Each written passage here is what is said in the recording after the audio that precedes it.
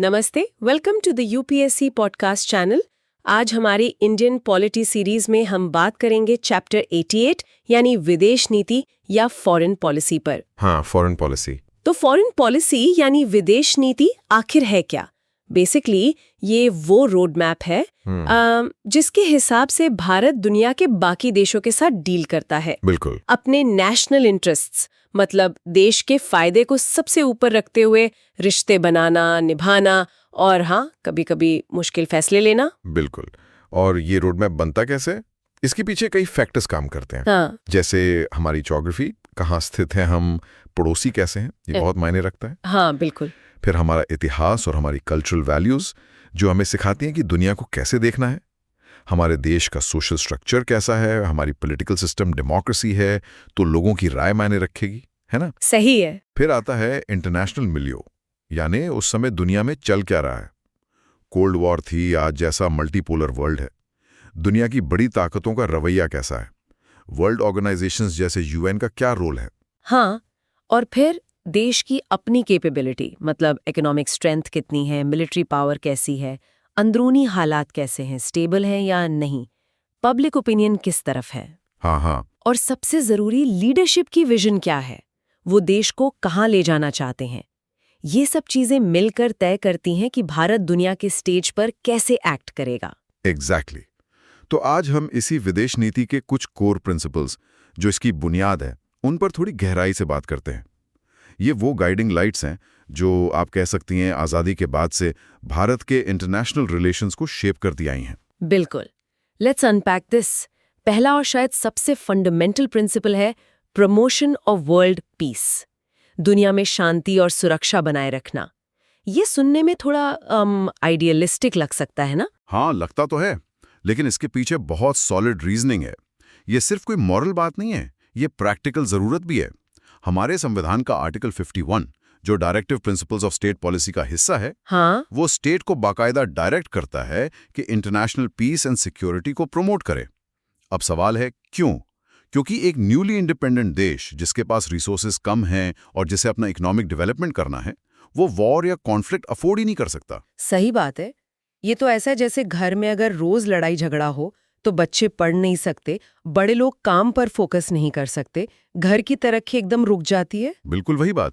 वैसे ही अगर दुनिया में इंस्टेबिलिटी होगी, लड़ाई होगी, तो भारत अपनी एनर्जी और रिसोर्सेज विकास पर कैसे लगाएगा? हाँ, इसलिए शांति बनाए रखना भारत के अपने हित में है। प्योर सेल्फ इंटरेस्ट भी है इसमें। और आर्टिकल 51 सिर्फ शांति की बात नहीं करता, ये रास्ता भी बताता है। ये कहता है A, international peace and security promote करो। बी, देशों के बीच जस्ट और ऑनरेबल रिलेशंस रखो। सी, इंटरनेशनल लॉ और ट्रीटीज का सम्मान करो। और डी, इंटरनेशनल डिस्प्यूट्स को आर्बिट्रेशन यानी मध्यस्थता से सुलझाने की कोशिश करो, लड़ाई से नहीं। तो ये पूरा पैकेज है, एक तरह से फॉरेन पॉलिसी का डीएनए कह सकते हैं इसे। इसी शांति की जरूरत से जुड़ा है दूसरा सिद्धांत, एंटी कॉलोनियलिज्म यानी उपनिवेशवाद का विरोध।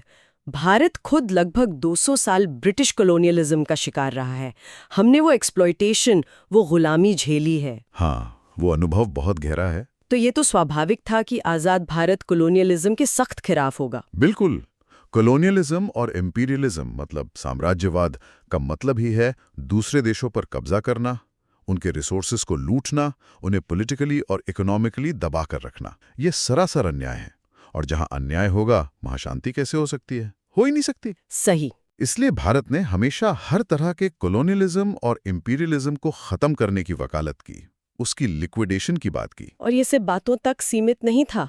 भारत ने एक्टिवली अफ्रो एशियन देशों के लिबरेशन मूवमेंट्स को सपोर्ट किया।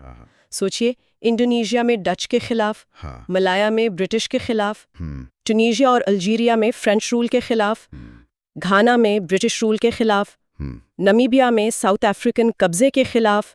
भारत इन देशों की आज़ादी की लड़ाई में उनके साथ खड़ा रहा। यूएनओ जैसे मंचों पर आवाज उठाई, ब्रिटेन, फ्रांस, हॉलैंड, पोर्चुगल जैसी ताकतों के खिलाफ बोला। हाँ, ये बिल्कुल वैसा है जैसे मोहल्ले में कोई दबंग बाहर से आके किसी कमजोर परिवार को परेशान कर रहा हो, तो आप चुप नहीं बैठते, आप उस परिवार का साथ देते हैं, उनकी हिम्मत बढ़ाते हैं। भारत ने इंटरनेशनल लेवल पर वही किया। अच्छा पॉइंट। और ये सिर्फ पुराने वाले कॉलोनियलिज्म की बात नहीं है। आज भी जो न्यू कॉलोनियलिज्म है, जहां सीधे कब्जा नहीं होता पर इकोनॉमिक पॉलिसीज, टेक्नोलॉजी या कल्चरल इन्फ्लुएंस के जरिए कंट्रोल किया जाता है, भारत उसका भी विरोध करता है। फॉर्म बदल गया है ना, लेकिन एक्सप्लॉयटेशन का विरोध करने का प्रिंसिपल वही है। ये दिखाता है कि हमारी पॉलिसी कितनी कंसिस्टेंट रही है इस मामले में। बिल्कुल। कॉलोनियलिज्म से ही जुड़ा हुआ एक और मुद्दा है रेशियलिज्म, यानी नस्लवाद। तो हमारा तीसरा सिद्धांत है एंटी रेशियलिज्म। भारत का मानना है कि नस्ल के आधार पर भेदभाव करना भी कॉलोनियलिज्म जैसा ही अन्याय है। ये ह्यूमन डिग्निटी के खिलाफ है, सोशल इनइक्वालिटी पैदा करता है और वर्ल्ड पीस के लिए खतरा है। हाँ, क्योंकि रेशियल डिस्क्रिमिनेशन अक्सर इकोनॉमिक एक्सप्लॉयटेशन का जरिया बनता है, जैसा कॉलोनियलिज्म में होता था। इसका सबसे भयानक, सबसे कुख्यात उदाहरण था साउथ अफ्रीका की अपार्थेड पॉलिसी, रंगभेद नीति। हाँ, अपार्थेड, जहां नॉन वाइट्स के साथ सेकंड क्लास सिटीजन्स जैसा बर्ताव होता था, उनके अधिकार छीने जाते थे।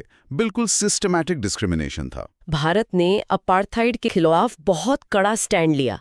हमने सिर्फ यूएन में इसकी निंदा नहीं की, बल्कि 1954 में साउथ अफ्रीका के साथ डिप्लोमेटिक रिलेशंस ही तोड़ लिए। सोचिए, एक नया आज़ाद हुआ देश दुनिया की परवाह किए बिना इतना बड़ा कदम उठा रहा है, सिर्फ एक प्रिंसिपल के लिए कि नस्ल भेद गलत है। ये भारत की मॉरल कन्विक्शन को दिखाता है। बिल्कुल, और ये सिर्फ कोई सिंबॉलिक जेस्चर नहीं था, ये एक ठोस पॉलिटिकल एक्शन था। सालों तक हमने साउथ अफ्रीका का बहिष्कार किया, ट्रेड बंद किया, कल्चरल एक्सचेंज बंद किया। जब 1994 में जाकर अपार्थाइड खत्म हुआ, नेल्सन मंडेला की डेमोक्रेटिक गवर्नमेंट बनी, तभी जाकर फुल डिप्लोमेटिक रिलेशंस बहाल हुए। अच्छा। इसी तरह जिम्बाब्वे, जिसे पहले रोडेजिया कहते थे, और नामीबिया में व्हाइट माइनॉरिटी रूल के खिलाफ संघर्ष को भी भारत ने सपोर्ट किया। ये दिखाता है कि ह्यूमन डिग्निटी और इक्वालिटी भारत के लिए सिर्फ डोमेस्टिक वैल्यूज नहीं है, बल्कि फॉरेन पॉलिसी के भी कोर एलिमेंट्स हैं। बिल्कुल। अब आते हैं उस सिद्धांत पर जिसकी शायद सबसे ज्यादा चर्चा होती है, नॉन अलाइनमेंट यानी गुटनिरपेक्षता। जब 1947 में भारत आज़ाद हुआ, दुनिया दो पावर ब्लॉक्स में बटी हुई थी। एक तरफ यूएसए और उसका कैपिटलिस्ट खेमा, नेटो अलायंस वगैरह, हाँ, वेस्टर्न ब्लॉक, और दूसरी तरफ सोवियत यूनियन, यूएसएसआर, और उसका कम्युनिस्ट खेमा, वॉरसॉ पैक्ट वाले देश। जबरदस्त कोल्ड वॉर चल रही थी, तनाव का माहौल था, न्यूक्लियर वॉर का खतरा मंडरा रहा था। हाँ, बिल्कुल। ऐसी सिचुएशन में भारत के सामने ये सवाल था, किधर जाएं? क्या यूएसए के साथ मिले या यूएसएसआर के साथ? दोनों तरफ से प्रेशर भी था। हाँ, हो गई। भारत ने फैसला किया, किसी के साथ नहीं, हम अपना रास्ता खुद बनाएंगे। इसी पॉलिसी को नॉन अलाइनमेंट कहा गया। इसके मुख्य आर्किटेक्ट थे हमारे पहले प्रधानमंत्री जवाहरलाल नेहरू। नेहरू का तर्क बड़ा क्लियर था। उन्होंने कहा था कि ये पावर पॉलिटिक्स, ये गुटबंदी पहले भी विश्व युद्ध करवा चुकी हैं और आगे भी करवा सकती है। भारत को इस खींचतान से दूर रहना चाहिए। उनका मानना था हाँ, कि अगर हम किसी एक गुट में शामिल हो गए तो हमारी अपनी आवाज खो जाएगी, हम बस एक मोहरा बनकर रह जाएंगे। इंडिपेंडेंट रहकर हम शायद ग्लोबल पीस में ज्यादा पॉजिटिव रोल निभा पाएंगे। बिल्कुल। और यहाँ ये समझना बहुत जरूरी है कि नॉन अलाइनमेंट का मतलब क्या था। ये न्यूट्रलिटी यानी तटस्थता नहीं थी कि दुनिया में कुछ भी हो हमें फर्क नहीं पड़ता। अच्छा। ये आइसोलेशनिज्म यानी अलगाववाद भी नहीं था कि हम दुनिया से कट कर रहेंगे। सोर्स के मुताबिक इसके 3 मेन फीचर्स थे। पहला, किसी भी मिलिट्री अलायंस का हिस्सा ना बनना, जैसे नाटो या वॉरसो पैक्ट। ओके। दूसरा, अपनी फॉरेन पॉलिसी इंडिपेंडेंट रखना, हर मुद्दे को उसके मेरिट्स पर जज करना और अपना फैसला लेना, किसी ब्लॉक के दबाव में नहीं आना। और तीसरा, सभी देशों के साथ फ्रेंडली रिलेशंस बनाने की कोशिश करना, चाहे वो किसी भी गुट के हों। तो ये एक एक्टिव पॉलिसी थी, पैसिव नहीं, मतलब चुपचाप बैठना नहीं था। बिल्कुल नहीं। जैसे कॉलेज में 2 गुटों की लड़ाई चल रही हो, आप किसी गुट में शामिल नहीं होते, लेकिन आप गलत को गलत और सही को सही कहने की हिम्मत रखते हैं और कोशिश करते हैं कि मामला शांत हो जाए। नॉन अलाइनमेंट कुछ ऐसा ही था इंटरनेशनल लेवल पर। इसने भारत को एक यूनिक वॉइस दी दुनिया में। बिल्कुल सही कहा। इसी सोच का एक और रिफ्लेक्शन है 5वां सिद्धांत, पंचशील, यानी व्यवहार के 5 सिद्धांत। ये 1954 में भारत और चीन के बीच तिब्बत रीजन को लेकर हुए एक अग्रीमेंट के प्रियम्बल में फॉर्मली मेंशन किए गए थे।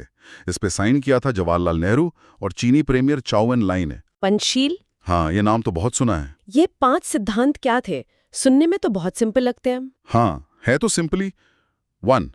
Mutual respect for each others territorial integrity and sovereignty, मतलब एक दूसरे के इलाके और संप्रभुता का सम्मान करना। ठीक है। 2. नॉन अग्रेशन, एक दूसरे पर हमला ना करना। 3. Non interference in each others internal affairs, एक दूसरे के अंदरूनी मामलों में दखल ना देना। Okay. 4. Equality and mutual benefit, बराबरी और आपसी फायदे के लिए काम करना। और 5वां? 5.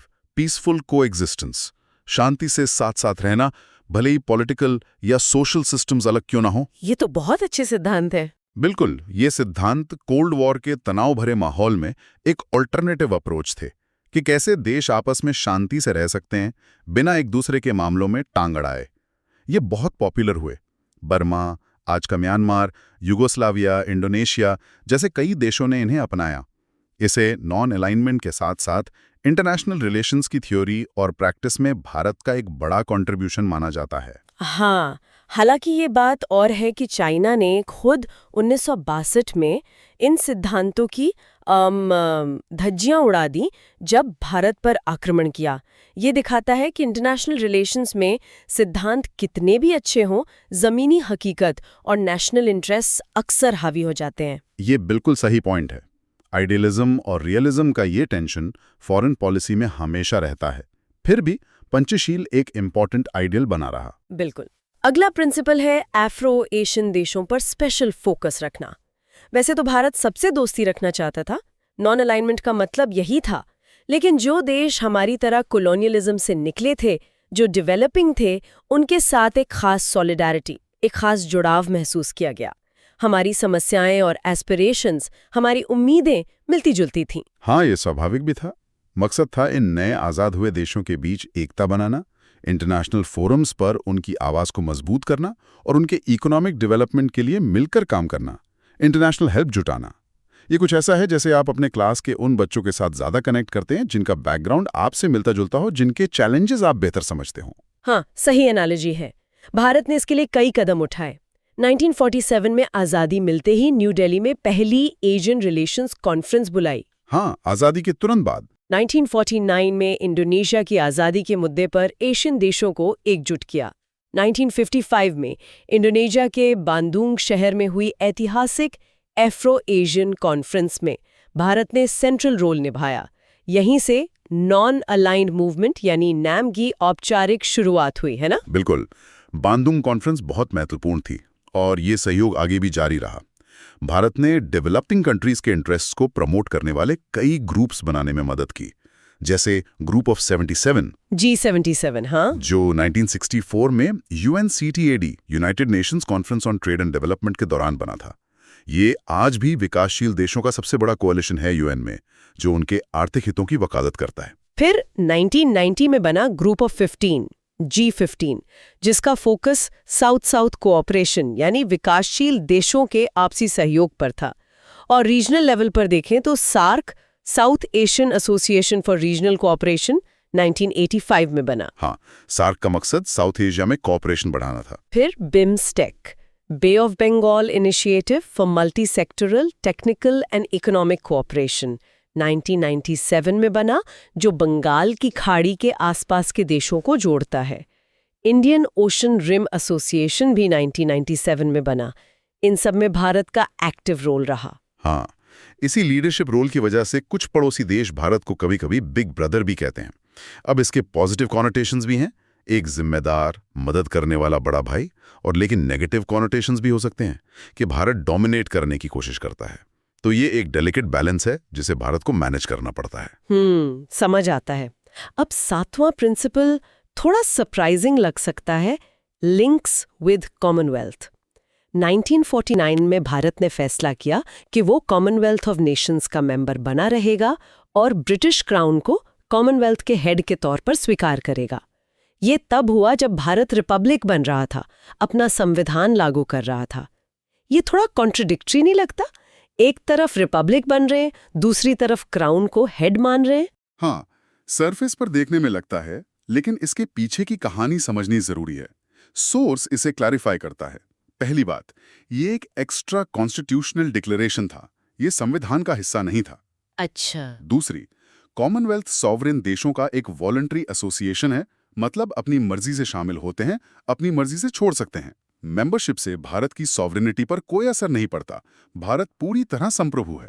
ओके। तीसरी, भारत रिपब्लिक बना, जिसका मतलब है हमारा हेड ऑफ स्टेट इलेक्टेड है, प्रेसिडेंट हेरिडेटरी नहीं, ब्रिटिश क्राउन के प्रति हमारी कोई एलिजेंस, कोई निष्ठा नहीं है। क्राउन सिर्फ कॉमनवेल्थ का सिंबॉलिक हेड है, भारत का नहीं। भारत के गवर्नेंस में क्राउन का कोई फंक्शन नहीं है। तो फिर मेंबर बने रहने का फैसला क्यों किया, जब सब कुछ सिंबॉलिक ही था? सकते हैं, ये देशों के बीच डायलॉग और कोऑपरेशन का एक बना बनाया प्लेटफॉर्म था। इसमें ज्यादातर वो देश थे जो ब्रिटिश एम्पायर का हिस्सा रहे थे, तो कुछ कॉमन ग्राउंड था। अच्छा, मतलब प्रैक्टिकल रीजंस थे। हाँ बिल्कुल। भारत ने Commonwealth heads of government meeting CHOGM में हमेशा एक्टिव रोल निभाया है। 1983 में तो न्यू दिल्ली में इसे होस्ट भी किया। तो ये एक तरह से जैसे आप स्कूल या कॉलेज के बाद भी अपने अलुमनाई ग्रुप से जुड़े रहते हैं, वॉलंटरी हैं, कुछ नेटवर्किंग के फायदे हैं, पर आपकी अपनी आइडेंटिटी, आपकी अपनी लाइफ अलग रहती है। बिल्कुल सही एनालॉजी है।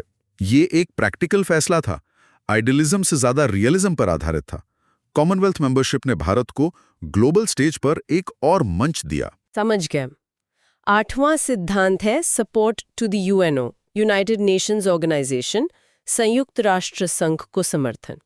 भारत यूएन के फाउंडिंग मेंबर्स में से एक है, 1945 में ही शामिल हो गया था, आजादी से भी पहले। हाँ, ये दिलचस्प बात है। और तब से भारत ने यूएन के प्रिंसिपल्स और ऑब्जेक्टिव्स में पूरा भरोसा जताया है और उसके एक्टिविटीज में बढ़ चढ़कर हिस्सा लिया है। बिल्कुल। यूएन भारत के लिए एक बहुत इंपॉर्टेंट प्लेटफॉर्म रहा है अपनी आवाज उठाने का, पहले कॉलोनियलिज्म, इंपीरियलिज्म, रेशियलिज्म के खिलाफ, और अब नियो कॉलोनियलिज्म, नियो इंपीरियलिज्म और टेररिज्म जैसे ग्लोबल चैलेंजेस से निपटने के लिए भी भारत यूएन का इस्तेमाल करता है। और एक मजेदार बात जो सोर्स में मेंशन है, 1953 में भारत की विजय लक्ष्मी पंडित, जो नेहरू जी की बहन थीं, वो यूएन जनरल असेंबली की प्रेसिडेंट चुनी गई, पहली महिला प्रेसिडेंट। हाँ, ये भारत के लिए बहुत गर्व की बात थी और ये दिखाता है कि शुरुआत से ही भारत में यूएन में लीडरशिप रोल निभाने की कोशिश की। बिल्कुल। और भारत का कंट्रीब्यूशन सिर्फ बातों या स्पीचेस तक सीमित नहीं रहा है। यूएन पीस कीपिंग ऑपरेशंस में भारत का योगदान बहुत बड़ा है, शायद दुनिया में सबसे ज्यादा में से एक। हमारे सैनिक दुनिया के सबसे मुश्किल कॉन्फ्लिक्ट जोन्स में शांति स्थापित करने गए हैं। सोर्स में लंबी लिस्ट है, Korea, Congo, El Salvador, Cambodia, Angola, Somalia, Mozambique, Sierra Leone, Yugoslavia और भी कई जगह। हजारों भारतीय सैनिकों ने यूएन के नीले झंडे के नीचे सेवा दी है, कई ने अपनी जान भी गंवाई है। ये वाकई बहुत बड़ा कंट्रीब्यूशन है। इसके अलावा भारत यूएन के स्ट्रक्चर को रिफॉर्म करने, उसे और डेमोक्रेटिक और इफेक्टिव बनाने की कोशिशों में भी शामिल रहा है। यूएन के वर्किंग ग्रुप्स में एक्टिव पार्टिसिपेशन रहा है, जैसे 1997 में यूएन को स्ट्रेंथन करने वाले ग्रुप के को चेयरमैन भारत से थे। अच्छा। और यूएन सिक्योरिटी काउंसिल में नॉन परमानेंट मेंबर तो भारत कई बार रहा है, और अब भारत सिक्योरिटी काउंसिल में परमानेंट सीट की डिमांड कर रहा है, G4 countries Brazil, Germany, India, Japan के साथ मिलकर। ये डिमांड भारत की बढ़ती इकोनॉमिक और पॉलिटिकल पावर, उसकी विशाल आबादी और वर्ल्ड अफेयर्स में उसके कंट्रीब्यूशन को रिफ्लेक्ट करती है। हाँ, ये मांग तो काफी समय से चल रही है, देखते हैं कब पूरी होती है। और 9वां आखिरी प्रिंसिपल जिस पर हम आज बात करेंगे, डिसआर्मामेंट यानी निरस्त्रीकरण। हाँ, डिसआर्मामेंट। भारत शुरू से ही आर्म्स रेस यानी हथियारों की होड़ के खिलाफ रहा है और डिसआर्मामेंट की वकालत करता रहा है, चाहे वो कन्वेंशनल हथियार हो या न्यूक्लियर हथियार। इसके पीछे वही लॉजिक है जो वर्ल्ड पीस वाले प्रिंसिपल के पीछे था। आर्म्स रेस से टेंशन बढ़ता है, शक बढ़ता है, युद्ध का खतरा बढ़ता है, और सबसे बड़ी बात, हथियारों पर जो बेशुमार पैसा खर्च होता है वो अनप्रोडक्टिव है, उसका कोई प्रोडक्टिव यूज नहीं है। सही बात है। वो पैसा अगर डेवलपमेंट पे लगे, गरीबी हटाने, हेल्थ, एजुकेशन सुधारने में, तो कितना अच्छा हो। ये बिल्कुल वैसा है जैसे कोई परिवार अपनी कमाई का बड़ा हिस्सा दिखावे के लिए महंगी गाड़ी या हथियारों पर खर्च कर दे, जबकि घर में बच्चों की फीस देने के पैसे ना हो या खाने की कमी हो। बिल्कुल सही उदाहरण है। भारत ने यूएन और दूसरे फोरम्स पर डिसआर्मामेंट के लिए लगातार आवाज उठाई है। 1985 में न्यू दिल्ली में 6 नेशन समिट हुई थी, India, Argentina, Greece, Mexico, Sweden, Tanzania, जिसने न्यूक्लियर डिसआर्मामेंट के लिए कॉन्क्रीट प्रपोजल्स दिए थे। फिर 1988 में यूएन में राजीव गांधी ने एक बहुत कॉम्प्रिहेंसिव एक्शन प्लान प्रस्तुत किया था, action plan for ushering in a nuclear weapon free and non violent world order. हाँ, वो एक महत्वाकांक्षी प्लान था, लेकिन यहाँ एक पेच है। एक तरफ भारत डिसआर्मामेंट की बात करता है, दूसरी तरफ Bharat NPT, nuclear non proliferation treaty 1968 और CTBT, comprehensive test ban treaty 1996 का सिग्नेटरी नहीं है। हाँ, ये बात है। और भारत ने 1974 में और फिर 1998 में न्यूक्लियर टेस्ट भी किए। तो क्या ये डिसआर्मामेंट की पॉलिसी के खिलाफ नहीं जाता? ये सवाल अक्सर उठता है। हाँ, बिल्कुल उठता है। भारत का तर्क क्या है इस पर? क्यों साइन नहीं किया एनपीटी और सीटीबीटी पर? भारत का कहना है कि वो यूनिवर्सल नॉन डिस्क्रिमिनेटरी डिसआर्मामेंट के पक्ष में है। मतलब निरस्त्रीकरण हो तो सबके लिए हो और बिना भेदभाव के हो। लेकिन एनपीटी और सीटीबीटी भारत के अनुसार डिस्क्रिमिनेटरी हैं, भेदभावपूर्ण है। कैसे? क्योंकि एनपीटी दुनिया को 2 हिस्सों में बांटती है। 5 haves, US, Russia, UK, France, China, जिन्हें लीगली न्यूक्लियर वेपन्स रखने की इजाजत है, और बाकी सब हैव नॉट्स, जिन्हें ये अधिकार नहीं है। भारत इसे न्यूक्लियर अपार्थाइड कहता है। उसका मानना है कि ये एक तरह का वर्चस्ववाद है, हेजुमोनी है। अच्छा, तो भारत का कहना है कि डिसआर्मामेंट सबके लिए होना चाहिए, सिर्फ कुछ देशों पर पाबंदी लगाना और कुछ को छूट देना ठीक नहीं है। एग्जैक्टली।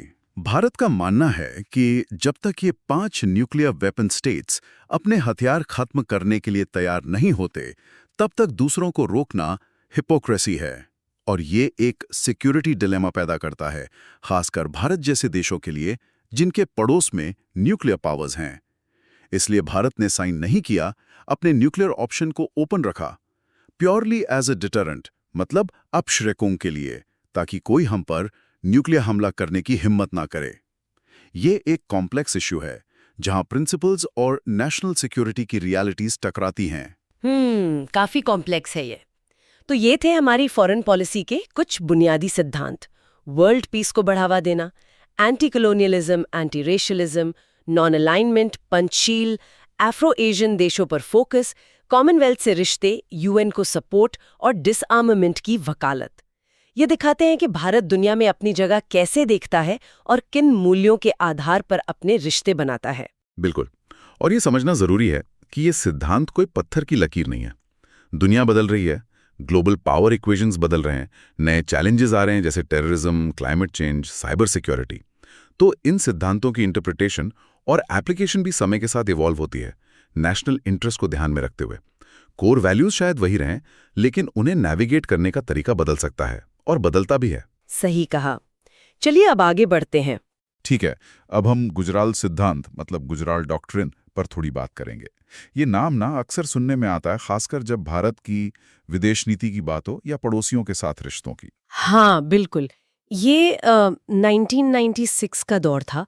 के गुजराल साहब उस वक्त विदेश मंत्री थे देवेगौड़ा सरकार में। हाँ, याद है। तो ये सिद्धांत असल में उनकी सोच का नतीजा था, और बाद में जब वो खुद प्रधानमंत्री बने तब ये और पुख्ता भी हुआ। ये भारत की फॉरेन पॉलिसी में एक, आप कह सकते हैं, बड़ा शिफ्ट था। एक अलग तरह की अप्रोच अपनाने की कोशिश थी। अलग अप्रोच किस मायने में? मतलब आमतौर पर तो देशों के बीच लेन देन चलता है ना, कि भाई तुम मेरे लिए ये करो तो मैं तुम्हारे लिए वो करूंगा, वो जो कहते हैं रेसिप्रोसिटी। एग्जैक्टली, बिल्कुल वही। गुजराल सिद्धांत का सबसे कोर आइडिया यही था कि भारत, क्योंकि वो दक्षिण एशिया में सबसे बड़ा देश है, तो वो अपने छोटे पड़ोसियों के साथ, जैसे बांग्लादेश, भूटान, हाँ, बांग्लादेश, भूटान, मालदीव, नेपाल, श्रीलंका, इनके साथ रिश्तों में रेसिप्रोसिटी की उम्मीद नहीं करेगा भारत। कुछ जो देना बन पड़ता है वो देगा, एक अच्छी नियत से देगा, बिना ये सोचे कि अरे बदले में मुझे तुरंत क्या मिलेगा। अरे वाह, ये तो सुनने में बड़ा, क्या कहते हैं, आदर्शवादी सा लगता है। हाँ, मतलब जैसे घर में कोई बड़ा भाई या बहन होता है ना, हाँ, वो छोटे भाई बहनों के लिए कभी कुछ कर देते हैं, ये सोचकर नहीं कि अच्छा अब ये भी मेरे लिए कुछ करेगा। लेकिन क्या ये इंटरनेशनल रिलेशंस में ये सब चलता है, रियल पॉलिटिक में? देखिए, आदर्शवादी लगता जरूर है, पर इसके पीछे गहरी स्ट्रेटेजिक सोच भी थी। ऐसा नहीं कि सिर्फ भलाई के लिए था। गुजराल साहब का अपना एक तर्क था जिसकी बात हम करेंगे अभी। अच्छा। उसके फायदे भी थे, पर पहले इसके जो 5 मेन पॉइंट्स हैं, जो 5 सूत्र हैं, उन्हें समझ लेते हैं। वो इस सिद्धांत का बेस है। हाँ, बताइए। तो पहला सूत्र तो यही था जो हमने अभी डिस्कस किया। छोटे पड़ोसियों जैसे बांग्लादेश, भूटान, मालदीव, नेपाल, श्रीलंका, इनके साथ नो रेसिप्रोसिटी। भारत अच्छी नियत से देगा। कोई उदाहरण? जैसे कैसे? जैसे मान लीजिए नेपाल में कोई प्राकृतिक आपदा आ गई, बाढ़ आ गई, भारत ने फौरन मदद भेज दी, बिना कोई कंडीशन रखे कि ठीक है अब मदद भेज रहे हैं तो तुम हमारे इस वाले प्रोजेक्ट को जल्दी से क्लियरेंस दो। नहीं, या फिर जैसे बांग्लादेश के साथ व्यापार में कुछ एक्स्ट्रा छूट दे दी, ये एक तरह का गुडविल जेस्टर था। मतलब लॉन्ग टर्म में रिश्ता बनाने की कोशिश, एक इन्वेस्टमेंट जैसा, भरोसा जीतने के लिए। बिल्कुल बिल्कुल, ट्रस्ट बिल्डिंग एक्सरसाइज कह सकते हैं। अच्छा, दूसरा सिद्धांत था कि कोई भी दक्षिण एशियाई देश अपनी जमीन, अपनी टेरिटरी का इस्तेमाल किसी दूसरे रीजनल देश के हितों के खिलाफ नहीं होने देगा। अच्छा, ये तो म्यूचुअल सिक्योरिटी वाली बात हो गई। हाँ, ये आपसी सुरक्षा के लिए बहुत जरूरी है। आप सोचिए, आप नहीं चाहेंगे ना कि आपका पड़ोसी अपने घर की छत इस्तेमाल करने दे किसी को जो आपके घर पे नजर रख रहा हो या आपको परेशान कर रहा हो। नहीं, बिल्कुल नहीं। बस वैसे ही भारत ये उम्मीद करता है और खुद भी ये करता है कि जैसे नेपाल या भूटान अपनी जमीन भारत विरोधी गतिविधियों के लिए इस्तेमाल ना होने दे, और भारत भी उनकी सिक्योरिटी कंसर्न्स का ध्यान रखेगा। इससे क्या होता है, स्थिरता बनी रहती है, वरना शक पैदा होता है, तनाव बढ़ता है। हाँ, ये तो काफी स्टैंडर्ड प्रिंसिपल लगता है इंटरनेशनल लॉ के हिसाब से भी। हाँ बिल्कुल है, कई सिद्धांत इसमें स्टैंडर्ड ही है, लेकिन उन्हें एक साथ पिरोकर साउथ एशिया के कॉन्टेक्स्ट में रखना वो अहमियत रखता था। तीसरा सिद्धांत भी कुछ ऐसा ही है, कोई भी देश किसी दूसरे देश के इंटरनल अफेयर्स में यानी आंतरिक मामलों में दखल नहीं देगा, नॉन इंटरफेरेंस। अच्छा, दे जाके टांग नहीं अड़ाएगा। बिल्कुल। भाई, उनकी अपनी सॉवरेनिटी है, उनका अपना मामला है, वो निपटे। लेकिन अगर वहाँ कुछ बहुत गलत हो रहा हो, ह्यूमन राइट्स का मामला हो, देखिए वो एक अलग बहस है। हाँ, इंटरनेशनल प्लेटफॉर्म्स पर आवाज उठाना, चिंता जताना, वो अलग बात है, पर डायरेक्ट इंटरफेरेंस वो नहीं। बिल्कुल। ये सिद्धांत कहता है कि आप उनकी संप्रभुता का सम्मान करें। ठीक है, चौथा पॉइंट। चौथा था, सभी दक्षिण एशियाई देश एक दूसरे की क्षेत्रीय अखंडता मतलब टेरिटोरियल इंटेग्रिटी और संप्रभुता सॉवरेनिटी का सम्मान करेंगे। एक दूसरे की बॉर्डर्स का सम्मान और उनके अपने देश को अपने तरीके से चलाने के अधिकार का सम्मान। ये भी फंडामेंटल है, पीसफुल कोएग्जिस्टेंस के लिए जरूरी है। बिल्कुल, कोई किसी की जमीन पर क्लेम नहीं करेगा या किसी के शासन को डिस्टेबलाइज करने की कोशिश नहीं करेगा। जैसे मोहल्ले में होता है ना, हर किसी का अपना घर है, अपनी चारदीवारी है, और उम्मीद की जाती है कि सब एक दूसरे की बाउंड्री और घर के नियमों का सम्मान करें। और पांचवा सिद्धांत, वो क्या था? वो ये था कि सभी देश अपने जो भी विवाद हैं, जो भी डिस्प्यूट्स हैं, उनको शांतिपूर्ण द्विपक्षीय बातचीत से मतलब पीसफुल बायलैटरल नेगोशिएशंस के जरिए सुलझाएंगे। यानी झगड़ा नहीं, बातचीत। हाँ, अगर कोई मसला है बॉर्डर को लेकर, नदी के पानी को लेकर, ट्रेड को लेकर, कुछ भी हो, तो आपस में बैठो, बात करो, हल निकालो। किसी तीसरे पक्ष के पास भागने या झगड़ा बढ़ाने की बजाय डिप्लोमेसी का रास्ता अपनाओ। जैसे घर में परिवार में कोई अनबन हो जाती है, तो कोशिश तो यही होती है ना कि घर के लोग ही आपस में बैठ के सुलझा लें, बजाय इसके कि मोहल्ले वालों को बुलाकर पंचायत करवाएं। सही बात है। तो ये पांचों सिद्धांत मतलब सुनने में तो बहुत अच्छे हैं, शांति, सहयोग, सम्मान, सब अच्छी बातें हैं, लेकिन मैं फिर वहीं आऊंगा, वो स्ट्रैटेजी वाली बात पर। सिर्फ अच्छी भावना से तो विदेश नीति नहीं चलती, इसके पीछे की स्ट्रैटेजिक वजह क्या थी, खासकर वो रेसिप्रोसिटी वाली शर्त छोड़ देना। यहीं पर गुजराल साहब की जो असली सोच थी वो सामने आती है। उनका ये कहना था, और उन्होंने ये कहा भी, कि भाई देखो, भारत के दो तरफ मतलब नॉर्थ में चीन और वेस्ट में पाकिस्तान ऐसे पड़ोसी हैं जिनके साथ हमारे संबंध तनावपूर्ण हैं। वो उन्हें दुश्मन न कहें तो कम से कम विरोधी तो मानते ही थे। हाँ, ये तो है। तो उनका तर्क ये था कि इन दो बड़े चैलेंजेस को देखते हुए भारत को अपने बाकी के जो पड़ोसी हैं, खासकर जो छोटे देश हैं, उनके साथ पूरी तरह शांति मतलब टोटल पीस और अच्छे संबंध बनाने ही होंगे।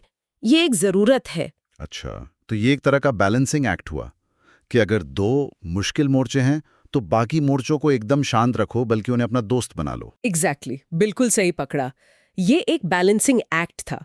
अगर आप अपने छोटे पड़ोसियों को रियायतें देकर, उनकी मदद करके, उनके साथ अच्छे रिश्ते बनाएंगे, तो क्या होगा, वो चीन या पाकिस्तान के इन्फ्लुएंस में कम आएंगे। इससे साउथ एशिया में भारत का जो प्रभाव है वो नेचुरली मजबूत होगा, और चीन पाकिस्तान का जो स्ट्रेटेजिक स्पेस है वो कम होगा। तो ये जो बड़े दिल वाली पॉलिसी थी ना, ये सिर्फ परोपकार नहीं था, ये कैलकुलेटेड स्ट्रेटेजिक मूव था। इसका फायदा ये था कि आप अपनी एनर्जी, अपने रिसोर्सेज मुख्य चुनौतियों पर यानी चीन और पाकिस्तान पर फोकस कर सकते हैं, अगर आपके बाकी पड़ोसी आपके साथ हों या कम से कम न्यूट्रल रहें। ये दिलचस्प पर्सपेक्टिव है। मतलब उदारता के पीछे भी एक यथार्थवादी, एक रियलिस्ट सोच थी। लेकिन एक सवाल मन में आता है, क्या ये कामयाब हुआ? मतलब क्या वाकई पड़ोसियों ने इसे पॉजिटिव लिया, या कुछ ने इसे भारत की कमजोरी समझ लिया? इस पर तो काफी बहस होती है। हाँ हाँ बिल्कुल, ये हमेशा से एक डिबेट का पॉइंट रहा है। कुछ क्रिटिक्स कहते हैं कि भाई भारत ने एक तरफा रियायतें तो दी, लेकिन बदले में उसे उतना सहयोग या सद्भाव नहीं मिला, और कुछ पड़ोसियों ने इसका फायदा भी उठाया। वहीं दूसरी तरफ जो समर्थक हैं वो कहते हैं कि नहीं, इसने कई मौकों पर तनाव कम करने और रिश्ते सुधारने में मदद की। जैसे बांग्लादेश के साथ गंगा जल संधि हुई थी, वो इसी दौर में हुई, या श्रीलंका के साथ संबंध कुछ बेहतर हुए थे। तो शायद ये एक मिक्स्ड बैग रहा है। मतलब पूरी तरह सफल या पूरी तरह विफल कहना मुश्किल है, लेकिन इसने भारतीय विदेश नीति की सोच में एक इम्पोर्टेंट चैप्टर जरूर जोड़ा। ठीक है, तो ये थी गुजराल सिद्धांत की कहानी, पड़ोसियों के साथ रिश्तों को एक नई, थोड़ी अलग नजर से देखने की कोशिश। अब अगर हम भारत की सिक्योरिटी पॉलिसी के एक और शायद और भी ज्यादा महत्वपूर्ण पहलू पर आएं, परमाणु नीति, न्यूक्लियर डॉक्ट्रिन। हाँ, भारत की परमाणु नीति खासकर 1998 के परमाणु परीक्षणों के बाद ये और ज्यादा स्पष्ट रूप से सामने आई। बिल्कुल। और फिर जनवरी 2003 में सरकार ने बाकायदा इसकी जो मुख्य बिंदु थे उन्हें पब्लिक किया। ये भारत के परमाणु हथियारों को लेकर उसकी सोच, उसका पोस्चर उसको दिखाता है। और इसका पहला और सबसे बुनियादी पॉइंट है एक विश्वसनीय न्यूनतम प्रतिरोधक क्षमता, मतलब एक क्रेडिबल मिनिमम डिटेरेंट बनाना और उसे मेंटेन करना। ये शब्द सुनने में थोड़े भारी लगते हैं, क्रेडिबल मिनिमम डिटेरेंट। इसे थोड़ा आसान भाषा में समझाएंगे? जरूर जरूर, इसे तोड़कर समझते हैं। डिटेरेंट मतलब प्रतिरोधक क्षमता, एक ऐसी मिलिट्री कैपेबिलिटी जिसे देखकर दुश्मन आप पर हमला करने से डरे, हिचकिचाए। परमाणु हथियारों के कॉन्टेक्स्ट में ये वो डर है कि अगर आपने हमला किया तो आपको भी भयानक परमाणु जवाब मिलेगा, जिससे आपको अनएक्सेप्टेबल डैमेज होगा। ठीक है, डिटेरेंट समझ आया। फिर आता है मिनिमम, न्यूनतम। इसका मतलब है कि भारत हथियारों के होड़ में, आर्म्स रेस में शामिल नहीं होना चाहता। जैसे कोल्ड वॉर के टाइम अमेरिका और सोवियत संघ के बीच हुआ था ना, हजारों हथियार बना लिए। भारत का वो लक्ष्य नहीं है। हम बस उतने ही परमाणु हथियार रखेंगे, उतनी ही क्षमता रखेंगे जितनी अपनी सुरक्षा सुनिश्चित करने और दुश्मन को इफेक्टिवली रोकने के लिए जरूरी है। ये दिखाता है कि भारत की सोच डिफेंसिव है, ऑफेंसिव नहीं। अच्छा, मतलब जरूरत भर के होड़ नहीं। हाँ, और तीसरा शब्द है क्रेडिबल, विश्वसनीय। इसका मतलब है कि ये क्षमता सिर्फ कागज पर ना हो।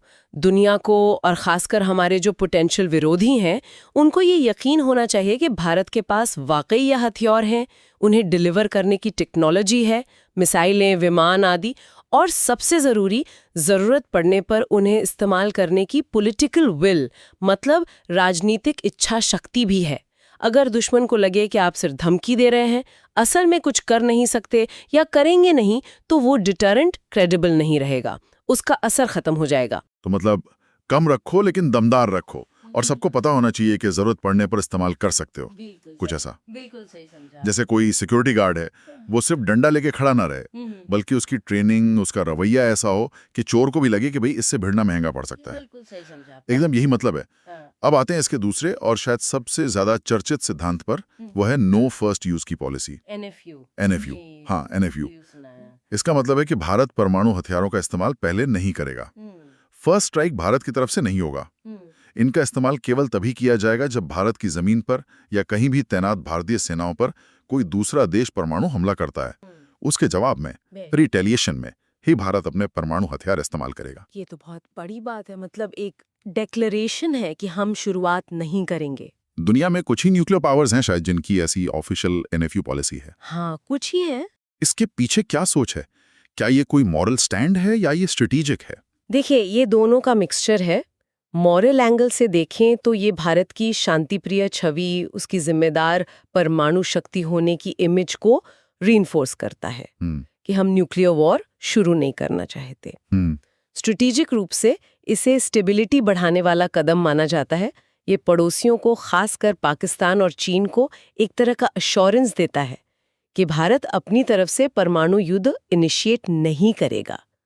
उम्मीद ये रहती है कि शायद इससे वो भी संयम बरतें, हालांकि इसकी क्रेडिबिलिटी पर हमेशा सवाल उठते रहे हैं। वो तो है कि क्या वाकई युद्ध की भीषण स्थिति में कोई देश अपने एनएफयू प्लेज पर टिका रह पाएगा? ये सवाल तो रहेगा, लेकिन पॉलिसी तो यही है। पॉलिसी यही है, बिल्कुल। अच्छा, अगर एनएफयू है तो फिर जवाब कैसा होगा? अगर हमला हो गया तो रिटेलिएशन कैसा होगा? क्या वो भी मिनिमम होगा? नहीं, यहीं पर तीसरा सिद्धांत आता है जो एनएफयू के साथ जुड़ा हुआ है और बहुत महत्वपूर्ण है।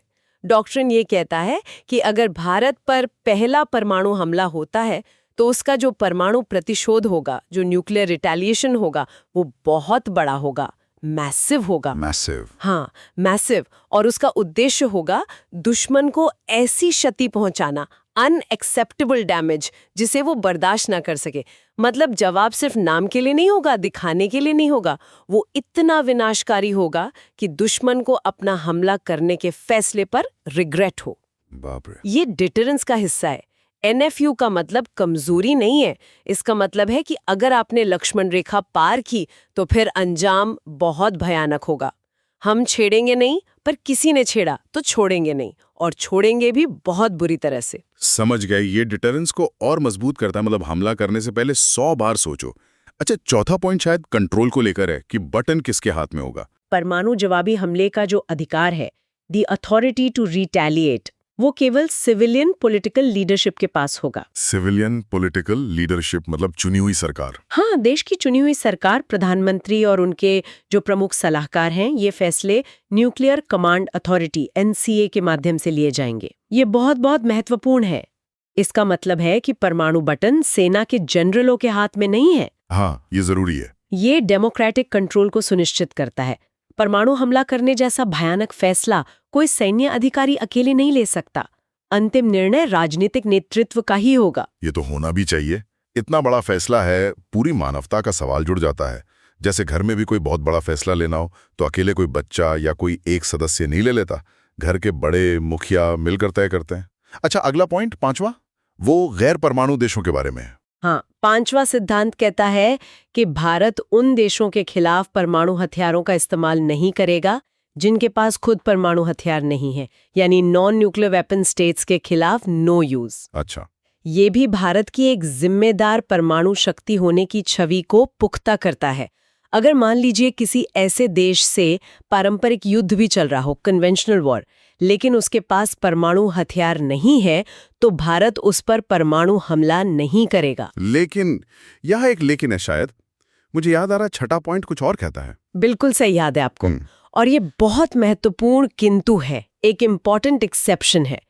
छठा सिद्धांत ये कहता है कि अगर भारत पर या कहीं भी तैनात भारतीय सेनाओं पर बड़े पैमाने पर जैविक यानी बायोलॉजिकल या रासायनिक यानी केमिकल हथियारों से हमला होता है। अच्छा, बायो या केमिकल वेपन्स, WMDs। हाँ, वेपन्स ऑफ मास डिस्ट्रक्शन। अगर इनसे बड़ा हमला होता है तो भारत परमाणु हथियारों से जवाबी कार्रवाई करने का विकल्प, दी ऑप्शन, खुला रखेगा। ओह, तो ये एनएफयू का और नॉन न्यूक्लियर स्टेट्स के खिलाफ इस्तेमाल न करने वाली पॉलिसी का एक एक्सेप्शन है। हाँ, ये एक बहुत बड़ा क्वालिफायर है।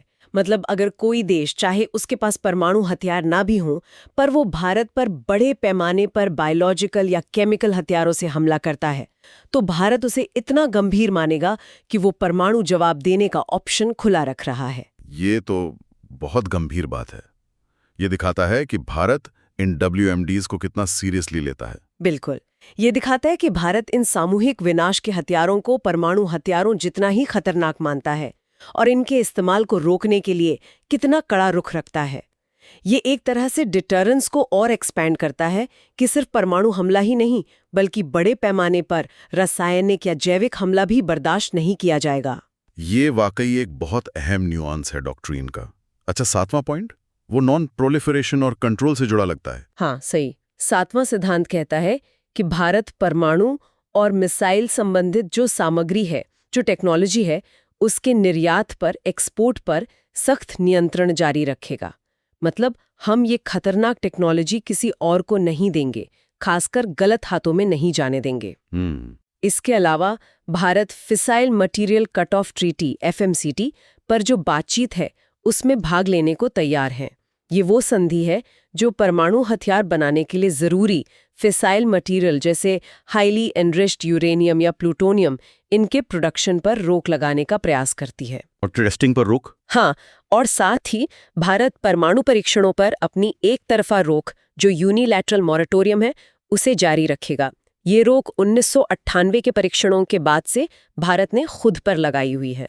तो ये सारे कदम दिखाते हैं कि भारत खुद को एक रिस्पॉन्सिबल न्यूक्लियर पावर के रूप में दुनिया के सामने पेश करना चाहता है। बिल्कुल। और इसी जिम्मेदारी का जो अगला तार्किक कदम है वो है 8वां और अंतिम सिद्धांत।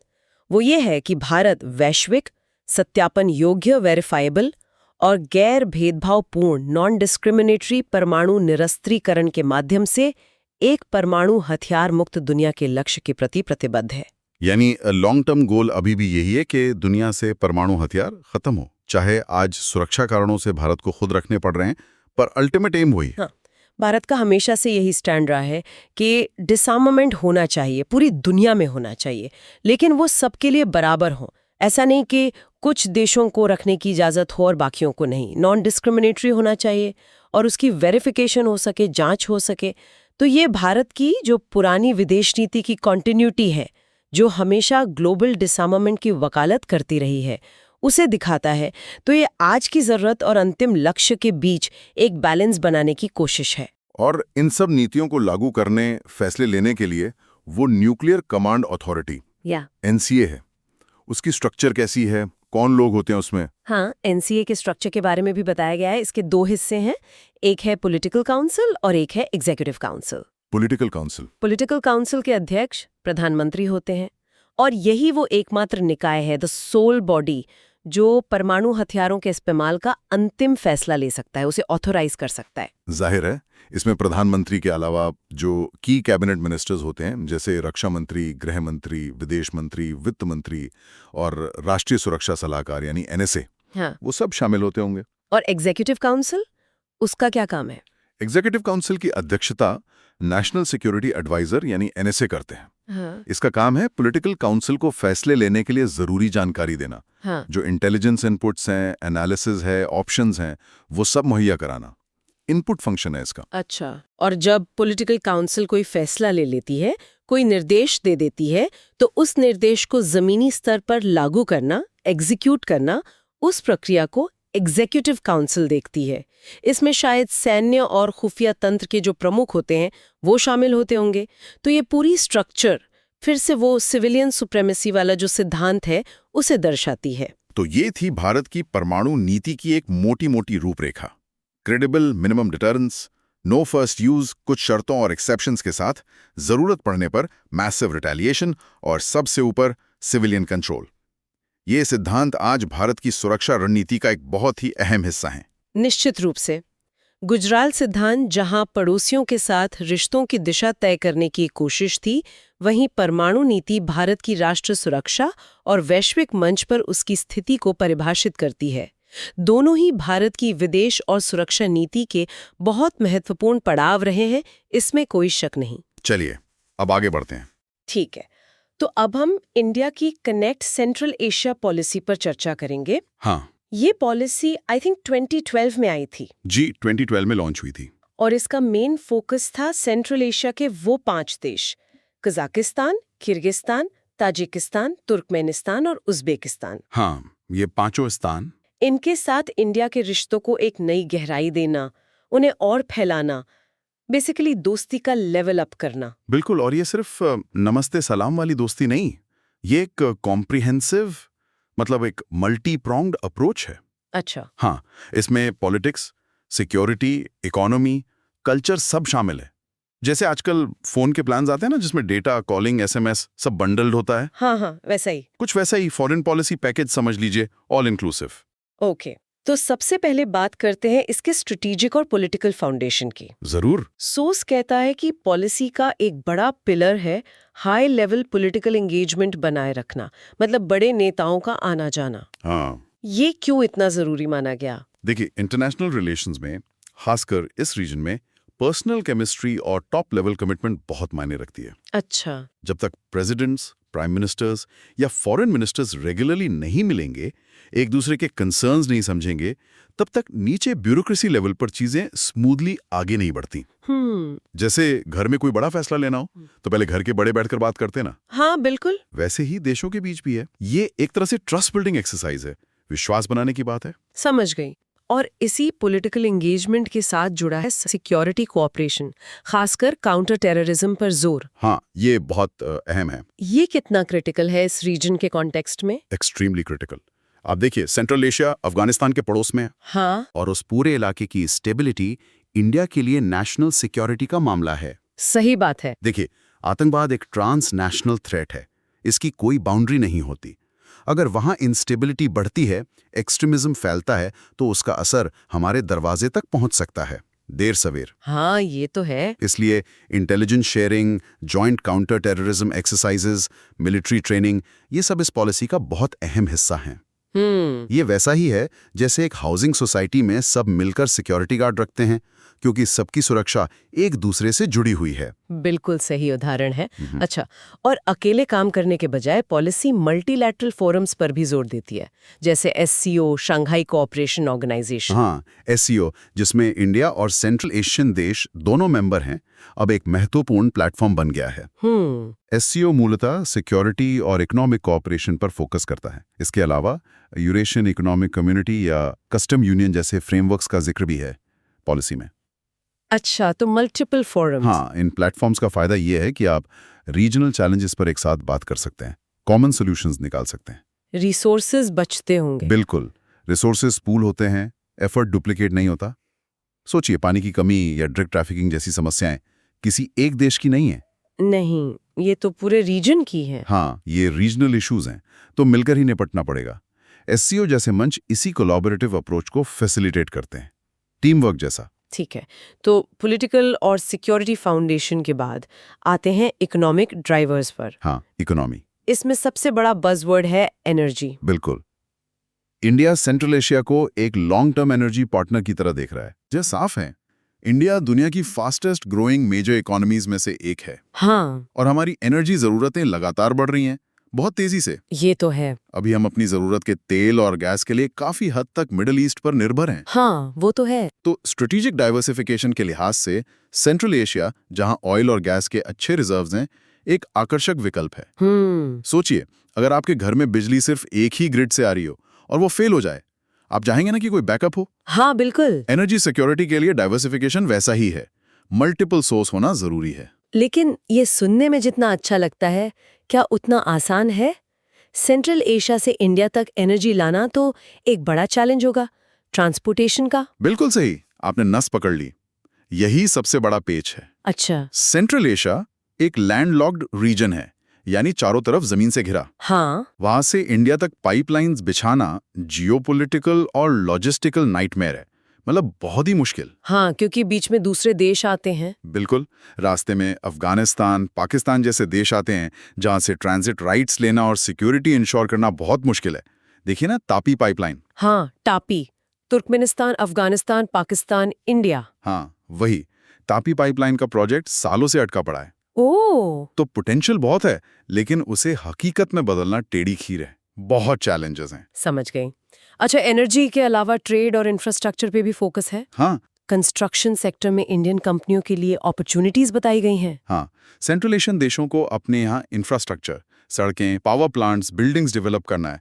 काफी काम होना है वहाँ। इंडियन कंपनियों के पास एक्सपर्टीज है और वो अक्सर वेस्टर्न कंपनियों के मुकाबले ज्यादा कॉम्पिटिटिव रेट्स दे सकती हैं। अच्छा। जैसे दिल्ली मेट्रो बनाने में डीएमआरसी ने जो एक्सपर्टीज हासिल की, वो दूसरे देशों में काम आ सकती है। हाँ, ये तो है। इससे उन देशों का भी भला होगा और इंडियन कंपनियों को भी बिजनेस मिलेगा। विन विन सिचुएशन हो सकती है। लेकिन ट्रेड और इन्वेस्टमेंट के लिए एक और बड़ी रुकावट बताई गई है, बैंकिंग इंफ्रास्ट्रक्चर की कमी। हाँ, ये बहुत वैलिड पॉइंट है। सोर्स में इसका जिक्र है।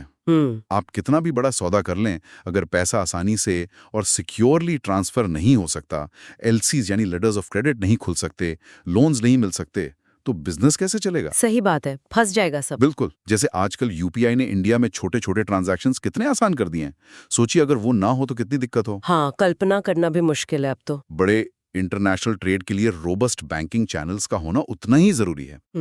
सोर्स कहता है कि अगर वहां रेगुलेटरी एनवायरनमेंट सपोर्टिव हो तो इंडियन बैंक्स अपनी प्रेजेंस बढ़ा सकते हैं, जिससे ट्रेड फैसिलिटेशन में मदद मिलेगी। ओके, ट्रेड की बात चली है तो कनेक्टिविटी का मुद्दा सबसे अहम हो जाता है। बिल्कुल, कनेक्टिविटी इज की। और यहीं पर INSTC यानी international north south transport corridor का जिक्र आता है। हाँ, INSTC। ये क्या है और क्यों इतना इम्पोर्टेंट है? INSTC एक multi modal transport corridor project है। मल्टी मॉडल मतलब? मल्टी मॉडल मतलब इसमें शिप, रेल और रोड तीनों का इस्तेमाल होगा। अच्छा, ओके। इसका मकसद है इंडिया को ईरान, खासकर चाबहार पोर्ट, अजरबैजान, रशिया होते हुए सेंट्रल एशिया और यूरोप से जोड़ना।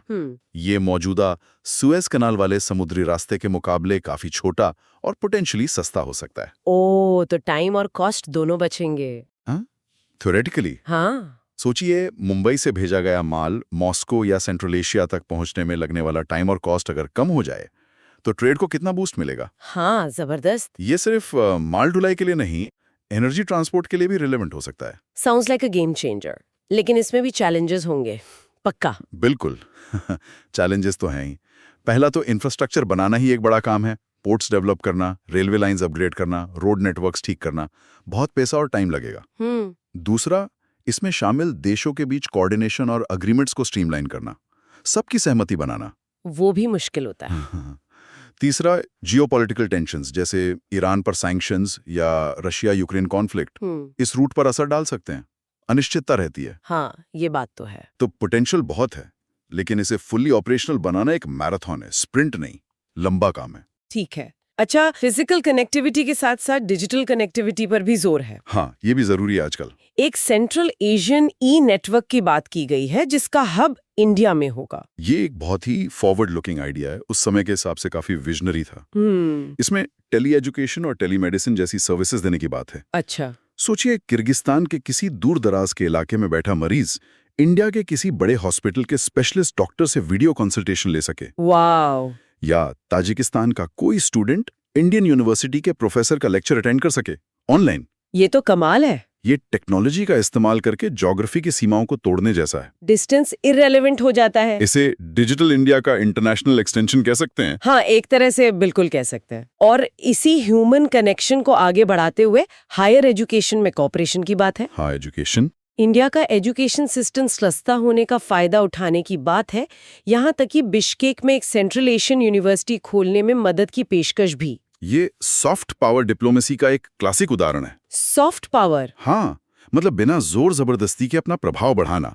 जब आप दूसरे देशों के युवाओं को अपने आप पढ़ाते हैं या उनके यहाँ अच्छी यूनिवर्सिटी बनाने में मदद करते हैं तो आप लॉन्ग टर्म गुडविल कमाते हैं।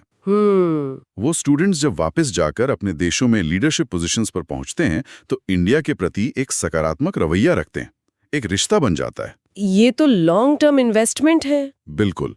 IT, मैनेजमेंट, मेडिसिन जैसे फील्ड्स में इंडिया की स्ट्रेंथ्स को लिवरेज किया जा सकता है। ये सिर्फ डिग्री देना नहीं है, ये फ्यूचर लीडर्स के साथ रिश्ते बनाना है। जैसे पुराने जमाने में नालंदा और तक्षशिला थे। हाँ, कुछ वैसी ही भूमिका निभाने की कोशिश आधुनिक संदर्भ में। वाह। अच्छा, मेडिकल फील्ड में भी कोऑपरेशन का पोटेंशियल बताया गया है। हाँ, इसमें कई पॉसिबिलिटीज हैं। देखिए, इंडिया फार्मास्यूटिकल्स में एक ग्लोबल लीडर है। हाँ, सस्ती दवाइयों के लिए जाने जाते हैं हम। हमारी दवाइयाँ अफोर्डेबल और क्वालिटी वाली मानी जाती हैं। सेंट्रल एशिया में इनकी बहुत डिमांड हो सकती है। ओके। इसके अलावा मेडिकल टूरिज्म, वहाँ के मरीज इलाज के लिए इंडिया आ सकते हैं। हाँ, वो तो अभी भी आते हैं काफी। इसे और बढ़ाया जा सकता है। इंडियन डॉक्टर्स वहाँ जाकर ट्रेनिंग दे सकते हैं। टेलीमेडिसिन तो है ही, जैसा हमने डिस्कस किया। जॉइंट रिसर्च भी हो सकता है। शायद वहाँ की ट्रेडिशनल मेडिसिन और इंडिया की एक्सपर्टीज मिलकर कुछ नया कर सकें। हेल्थ एक यूनिवर्सल कंसर्न है और इसमें सहयोग से सीधा लोगों की जिंदगी पर असर पड़ता है। सही बात है। फिजिकल और डिजिटल कनेक्टिविटी के साथ एयर कनेक्टिविटी को बेहतर बनाने पर भी जोर है। बिल्कुल। डायरेक्ट फ्लाइट्स का होना बहुत जरूरी है। हाँ, वरना घूम के जाना पड़ता है। बिल्कुल। अगर दिल्ली से ताशकंद या अलमाटी जाने के लिए दुबई या इस्तांबुल होकर जाना पड़े तो टाइम और पैसा दोनों ज्यादा लगते हैं। हाँ। डायरेक्ट फ्लाइट से टूरिज्म बढ़ता है, बिजनेस ट्रैवल आसान होता है, स्टूडेंट्स और प्रोफेशनल्स का आना जाना सुधरता है। पीपल टू पीपल कनेक्शन बढ़ाने के लिए ये एक बेसिक नेसेसिटी है। बेसिक जरूरत। हाँ, जैसे दो शहरों के बीच अच्छी ट्रेन या फ्लाइट कनेक्टिविटी होने से उनके बीच इंटरेक्शन बढ़ जाता है, वैसा ही देशों के बीच भी होता है। बिल्कुल। और यही हम आते हैं पॉलिसी के शायद सबसे अहम या कहीं फाउंडेशनल एलिमेंट पर, पीपल टू पीपल कनेक्शंस। हाँ, ये बहुत महत्वपूर्ण है। इसे मोस्ट वाइटल लिंकेज कहा गया है, सबसे जरूरी कड़ी। बिल्कुल सही। आखिर में देशों के रिश्ते सिर्फ सरकारों या बिजनेस डील्स के बीच नहीं होते, वो लोगों के बीच बनते हैं, असली रिश्ते। जब scholars, artists, students, civil society members, youth groups एक दूसरे के देश आते जाते हैं, एक दूसरे के कल्चर को समझते हैं, साथ खाते पीते हैं, घूमते हैं, तो असली समझ और अपनापन पैदा होता है। हाँ, वो फॉर्मेलिटी हट जाती है। बिल्कुल, ये स्टीरियोटाइप्स को तोड़ता है, ट्रस्ट बिल्ड करता है। गवर्नमेंट्स तो आती जाती रहती हैं, पॉलिटिकल इक्वेशंस बदलते रहते हैं, लेकिन लोगों के बीच बने पुल ज्यादा मजबूत और टिकाऊ साबित होते हैं। Long lasting. हाँ, cultural festivals, film exchanges, academic collaborations, ये सब इसी लॉन्ग टर्म विजन का हिस्सा हैं। जैसे दो परिवारों में रिश्ते गहरे तब होते हैं जब सिर्फ बड़े ही नहीं, बच्चे और युवा भी आपस में घुलते मिलते हैं। सही बात है। तो कुल मिलाकर ये कनेक्ट सेंट्रल एशिया पॉलिसी एक आइसोलेटेड इनिशिएटिव नहीं है, नहीं, बिल्कुल नहीं। बल्कि इंडिया की बड़ी यूरेशियन स्ट्रैटेजी का हिस्सा है। हाँ, ये कैसे फिट होती है बिगर पिक्चर में? हाँ, ये इंडिया के पड़ोस, खासकर चीन और पाकिस्तान के साथ रिश्तों के मैनेजमेंट, रशिया के साथ ट्रेडिशनल पार्टनरशिप को मेंटेन करने और एससीओ जैसे रीजनल फोरम्स में अपनी भूमिका बढ़ाने की कोशिशों से जुड़ा हुआ है। सेंट्रल एशिया स्ट्रेटेजिकली बहुत इंपॉर्टेंट लोकेशन पर है, की लोकेशन है। हाँ, मैप में देखें तो बिल्कुल सेंटर में लगता है। बिल्कुल, वहाँ एक्टिव एंगेजमेंट बनाए रखना इंडिया के ब्रॉडर जियोपॉलिटिकल और इकोनॉमिक इंटरेस्ट के लिए जरूरी है। ये शतरंज के बिसात पर एक अहम चाल चलने जैसा है, जिसका असर पूरे खेल पर पड़ता है। इस पूरी चर्चा से ये तो साफ है कि कनेक्ट सेंट्रल एशिया पॉलिसी काफी एम्बिशियस और मल्टी डायमेंशनल है। हाँ, काफी सारे पहलू हैं इसमें, जिसमें पॉलिटिकल, सिक्योरिटी, इकोनॉमिक, कनेक्टिविटी और कल्चरल हर पहलू को एड्रेस करने की कोशिश की गई है। कोशिश तो यही थी। लेकिन ये पॉलिसी 2012 की है, अब एक दशक से ज्यादा हो गया है। हाँ, टाइम काफी हो गया है। तब से दुनिया और खासकर ये रीजन काफी बदल गया है। अफगानिस्तान में तालिबान की वापसी हुई है। हाँ, वो एक बड़ा बदलाव है। यूक्रेन कॉन्फ्लिक्ट का असर भी पड़ा होगा। बिल्कुल, रशिया पर और रीजनल इकोनॉमी पर। और खास तौर पर चीन का belt and road initiative BRI के जरिए इस रीजन में बढ़ता हुआ इन्फ्लुएंस। हाँ, BRI का प्रभाव तो बहुत ज्यादा है वहाँ। तो बिल्कुल, यही सोचने वाली बात है। क्या 2012 में बना ये फ्रेमवर्क आज की तारीख में इन नई रियलिटीज और चैलेंजेस को एड्रेस करने के लिए पर्याप्त है, यथेष्ट है? या इंडिया को अपनी सेंट्रल एशिया अप्रोच को रीवैल्यूएट करने शायद एक कनेक्ट सेंट्रल एशिया 2.0 लाने की जरूरत है? एक अपडेटेड वर्जन। हाँ, जो आज के जियोपॉलिटिकल लैंडस्केप के हिसाब से ज्यादा रेलेवेंट और इफेक्टिव हो। ये एक अहम सवाल है जिस पर शायद नीति निर्धारकों को विचार करना होगा, क्योंकि दुनिया बदल गई है। पूछने वाला पॉइंट है। खैर, okay, so we hope you liked our today's discussion on chapter 88 foreign policy of Indian polity. उम्मीद है पसंद आई होगी। For more such discussions on UPSC topics, subscribe to the UPSC podcast channel. धन्यवाद, जय हिंद। धन्यवाद, जय हिंद।